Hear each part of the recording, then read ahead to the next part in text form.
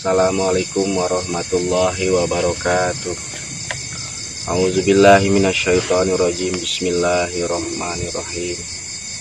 Wassalatu wassalamu ala asrofil anbiya'i wal mursalin wa ala alihi washabihi ajmain. Amma ba'du. Alhamdulillah, muji syukur ke Allah. Sholawat miwah salamna mugi tetap dilimpahkan ke junjungan urang Nabi wa Nabi Muhammad sallallahu alaihi wasallam.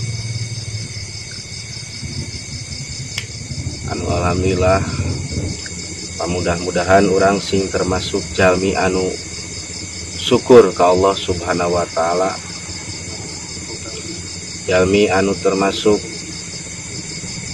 alaksanakeun parentah-parentah Allah subhanahu wa ta'ala sareng sunah-sunahna Kanjeng Nabi Muhammad sallallahu alaihi wasallam.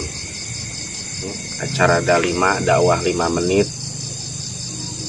tina sapalina pasunatan padamelan Kanjeng anu sok dipidamel hal kecil, hal anu jiga anu biasa gitu, tapi luar biasa upami kurang dilaksanakeun. Sapalihna nyaeta Kanjeng Rasul tos nyontohan ka urang dina perkawis pasunatan padamelan hal tingkah anu pika lucueun, anu pika indaheun, sapertos dina Islam tos diaturnya sadayana kangge umat muslim tingkahna perkara anu kedah dilaksanakeun, kedah janten mudawamah kangge urang sadayana teh seperti di mana-mana bade ngalaksanakeun eut. Kanjeng Rasul dina ngalaksanakeun eutna sok bari calik kata Nabi jongkok henteu ngadeg gitu. Eta sapalihna hal tingkah anu niru da urang teh umatna anjeunna.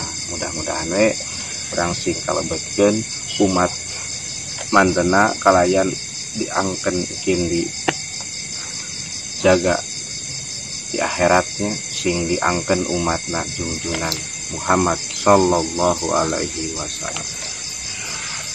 Para wargi sadayana, taeta sapalina tina sunah-sunahna Kanjeng anu kedah dilaksanakeun nya ku urang, anu kedah ditiru ku urang.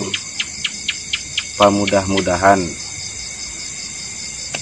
dina ngalaksanakeun eta perkara teh urang mesing aya dina ridho manah.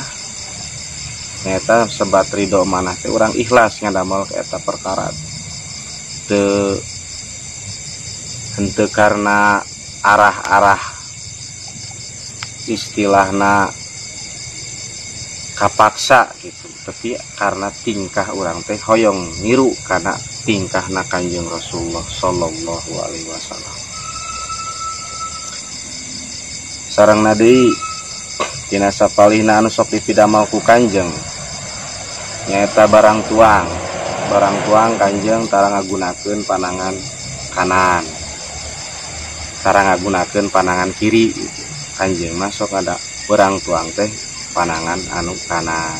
Mudah-mudahan eta sapalihna eta teras deui naon deui seueur-seueur keneh pirang-pirang tingkah Kanjeng anu dicontokeun kangge urang sadayana.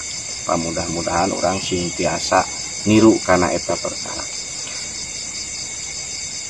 padamelan Kanjeng Rasulullah sallallahu alaihi wasallam. Sakitu di alat cekap, mudah-mudahan aya manfaatna ye salah kadarna sim abdi ngisi kana ieu acara. Pamudah-mudahan manfaat kangge abdi khususna umumna kangge sadayana. Amin ya Allah ya rabbal alamin. Wassalamualaikum warahmatullahi wabarakatuh.